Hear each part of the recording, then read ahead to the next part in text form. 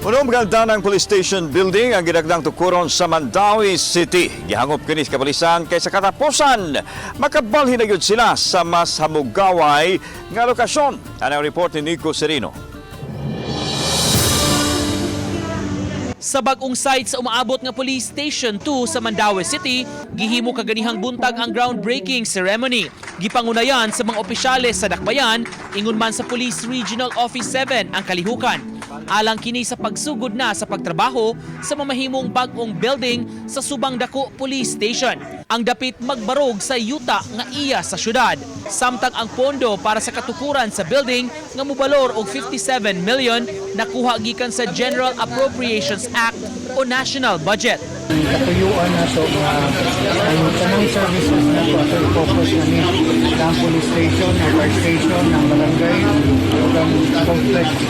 So, manay atong tuyo na in one specific Senate. Location which is 60 million pesos, which is really siya the usual. One of those 6 million, maybe the maximum is 12 million lang yun for a police station. But kani is extraordinary, something special with na 60 million for the city of Mandaue. Matud sa labaw sa MCPO, kung mahuman, makonsidera kining talagsaon, itandi sa naandang istruktura sa mga police stations dinhi sa ato, nga sagad duha o tulo ka andana lang. Usa siguro sa pinakadako sa Visayas area nga police station. 6 stories siya. Unya naapa jud siya elevator so mas madali ang pag-cater sa mga katawhan. Sa pagkakaroon ang MCPO Station 2 miambit lang sa Barangay Hall building. Aminado sila, limitado ang espasyo ug mamahimong mas hamugaway kung mabalhin sa bag-o nga site. Napasalamat sa kapitan sa Subang Dako nga gi-accommodate niya ang ato ang PNP pero sa karon nga development nga natabangan ta nila nga naay yuta nga gidonate niya tukuran og 6-story building so bintaha na gyud ang atong kahimtang. Sa ilang bahin misaad ang PNP suklian sa maayong panerbisyo ang padayon nga abag nga nadawat sa ilang organisasyon. Uban ni Godfrey Relien, Nico Sereno, Balitang Bisdak.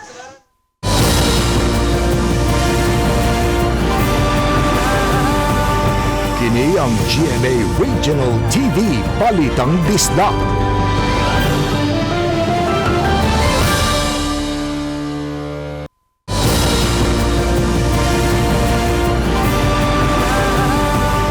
Kini ang GMA Regional TV Balitang Bisdak.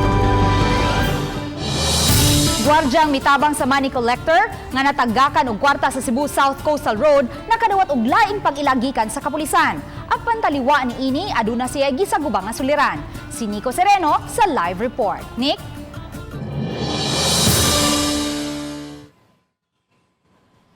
Yes, may sa iyang pagdawat karon og laing pasidungog tungod sa iyang dalaygon nga buhat niadto miaging semana na problema karon kining gwardya sa estado sa iyang panarbaho. Sa flag raising ceremony kaganihang buntag gipasidunggan sa mga opisyales sa Cebu City Police Office ang gwardya nga si Dean Queno. Gihatagan siya og plake agig pag-ila sa PNP sa iyang nahimo ni atong Hulyo 4 sa buntag. Si Queno nga miasister sa money collector nga nagkaproblema human mga hulog ang kwarta gikan sa bag niini nang lupad o gipamunit sa mga tao.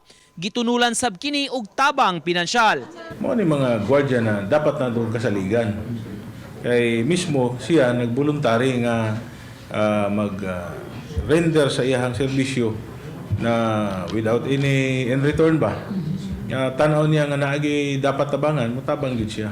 Apan taliwa sa laing pasidungog nga nadawat ni Queno, gipahibaw ni ini nga ubos siya karon sa floating status. Nakadawat siya og memorandum pagpa-RTU o return to unit. Wala pa may lain nga bakanting pwesto nga kabutangan nila sa kuha.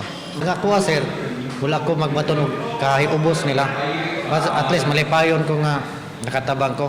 Samtang kabahin sa insidente sa pagkatagak ug pagpamunit sa kwarta, matud sa CCPO, padayon pa ang investigasyon niini. Muhimo sila og background check sa nalambigit nga collector. Gustong sutaon asa gikan ang kwarta. Mismo po ang kantong kuan katong giingon nila kumpanya dili pud nila i-divulge. So, mana So, mo na tututukan akong giingnan ng investigator, gidirect na nato atong investigator na i-background check ang katong maong collector or technician sa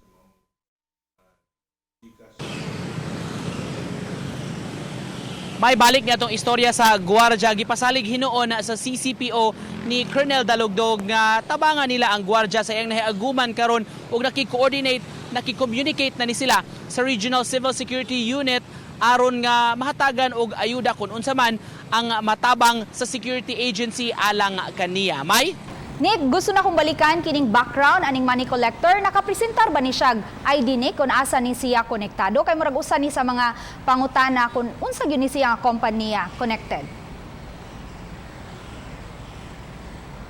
mao kini may ang gi-investigate gipaladban pa karon sa kapulisan may kay gawas sa money collector mismo may ang iyang background mo na mag-background check kabahin kaniya maghimo sa og background check ang kapulisan sa kumpanya katong iyang employer bali may kay gusto sad sila masayod wa man gud sila hatagi og kumpletong detalye may sa katong gikubra niya nga kwarta pananglit kung pila gyud ka machines ang gikuhaan niya sa halin ni atong adlaw mo diyang gusto nilang paladman kay matud pa ni Colonel Dalugdog gusto nila nga masuta kung diin man gyud gikan kadtong maong kwarta taliwa kini sa dunay mga pangutana sab og mga ginagmayng pagduda nagpadayon pa hinuon karon ang ilang investigasyon kabahin sa maong insidente.